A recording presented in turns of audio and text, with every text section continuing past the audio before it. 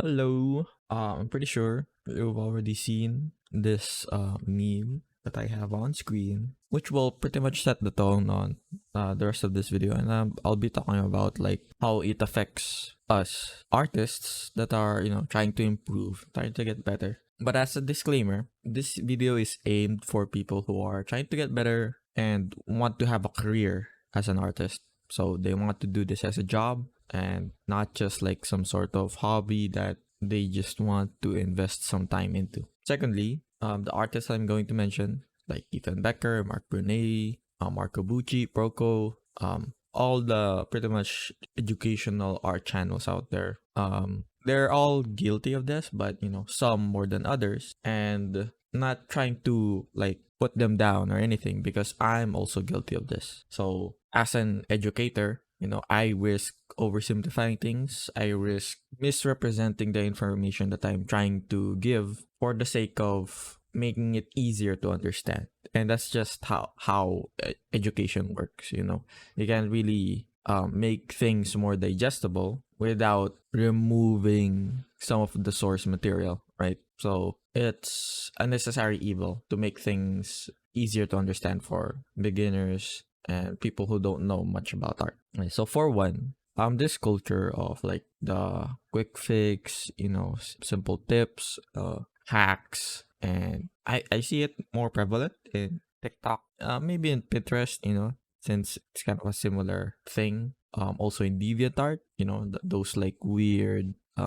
step-by-step processes of like how to draw rocks, how to draw water, how to paint like anime style, stuff like that, where you can see like the individual steps and process. But the most like extreme example is this one, of course, like the how to draw an owl step by step, which is like an extreme oversimplification, right? And why would like creators do this? Why would they try to oversimplify things intentionally or not intentionally? So for one, it's what drives like views, impressions, or like people like seeing it, And if people like seeing it, then of course it helps them to create these things. So they get more popular because of that. So they do it more. And number two, it's easier to produce. It's much easier to create like misrepresented information instead of trying to stay faithful to the source material. Because instead of like trying to explain like 10 different concepts all at once in one single video, you just need to explain like 3 concepts, then you're done, right? So your workload as a creator becomes much more manageable compared to trying to explain every single thing, every single prerequisite information, and condense it in one like 10-minute video. The problem with that, and the reason why I don't like it, is it kind of perpetuates a culture and thinking that an artist is just a bag of tricks and gimmicks, right? It's kind of like an inexperienced magician where they only know a handful of tricks and they milk it all the way through, but they don't they lack a fundamental understanding of what they're trying to do, right? So if you like know a trick, then you just like milk that trick all the way through.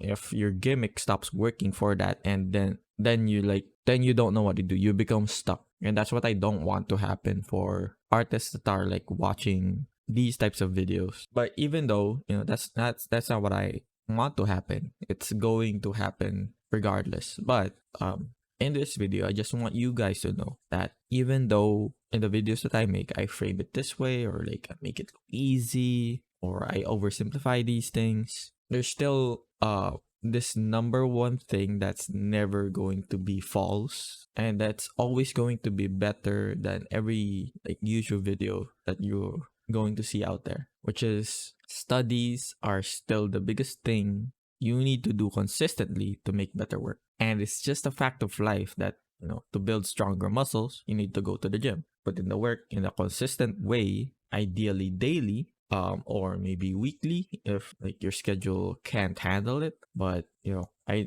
ideally in a consistent way and frequent times, I kind of see it that there's a strict hierarchy that's involved in becoming a better artist with improving your work. And it's this one. I've made. So we're gonna start with here on the bottom. So this is you, a little tiny artist. Let's make you even smaller. You're just a little baby, and you have like a big sailboat. So initially this was supposed to be a pyramid, but I thought a sailboat would be a better diagram for this. So for one, you can't, like, having a sail doesn't matter if you don't have a boat, right? You can have a boat, you can stay on the boat and stay afloat, but you won't be able to move to where you want to be, right? But having a sail with no boat is just, it doesn't make sense. You're gonna drown. And that's like the problem with these like hacky quick fix culture tips and tricks type of thinking, because it all involves with the sail and not the boat. But with the boat, if you do want to have a strong fundamental understanding of being an artist, right?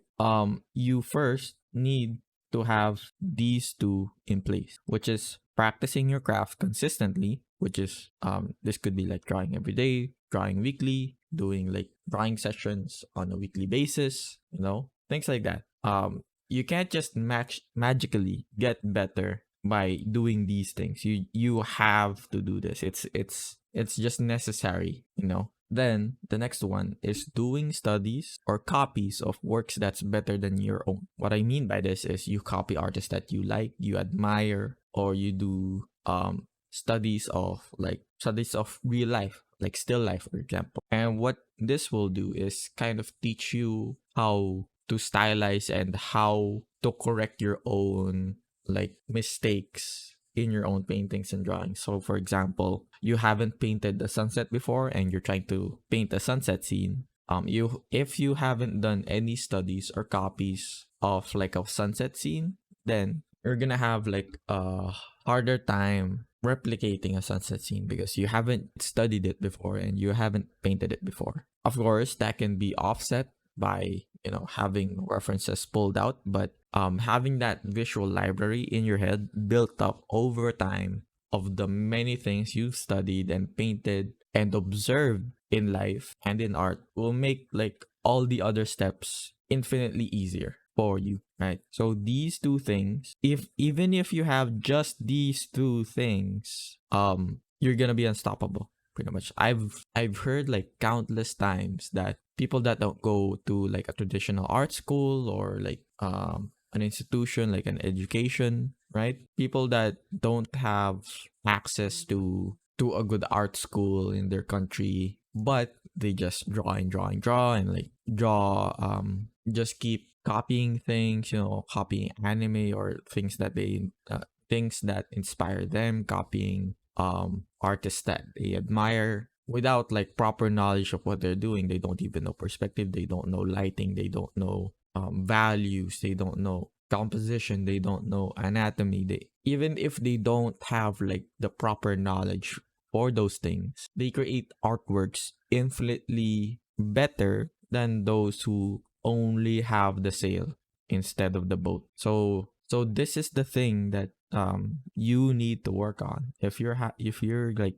really stuck and you don't know what to do, make sure you have a boat, because you might be trying to create a sail, but you're drowning. You don't even you're at the bottom of the ocean and you're trying to make a sail for yourself, and that's just not gonna work. So after that, say you do these two things, right? You have a boat, and now it's time for the sail. And for the sail, this is pretty much everything else, but in this section, I put like the software specific tutorials. Like if you're a Krita artist, you want to learn Krita, or if you want to learn Photoshop, Corel Draw, things like that.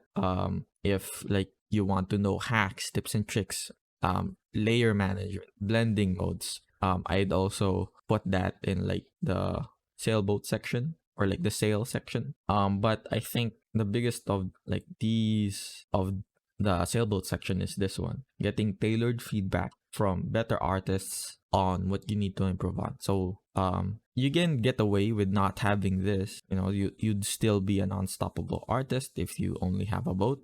If you have a boat and you're still stuck, this could be the next big thing for you, is having feedback on like better artists and eyes that aren't your own to see your work and say, oh, your color is lacking, your values are lacking. You need to work on your anatomy, you need to work on your gesture, things like that. That you don't see yourself because you make the same mistakes like over and over again. But if other artists are able to pick out and see, oh, you're not doing this correctly, I suggest you do studies that improve this specific thing that you're having trouble on, then it would be a game changer. It would be like it would be like leveling up 10 times in one single session, only because of they shared what they thought is looking or lacking in your work. So you can get this, say, from like a community, like a Reddit forum or a Facebook group where like people critique each other, things like that. Or you can get this from, say, an actual mentor, like actual teacher. Sometimes it doesn't always apply to everyone, of course.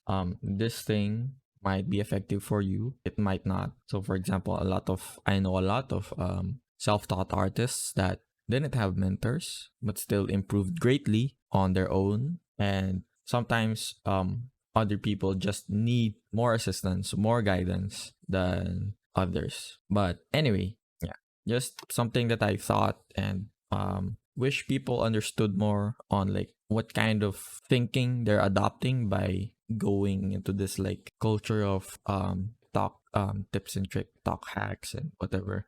Not saying TikTok is bad, not saying the things that they're teaching is bad, no, but sometimes it becomes a gross oversimplification and you might be a victim of that, and you might, be too focused on having a sale but you're drowning without a boat. So that's all. Hope you learned something.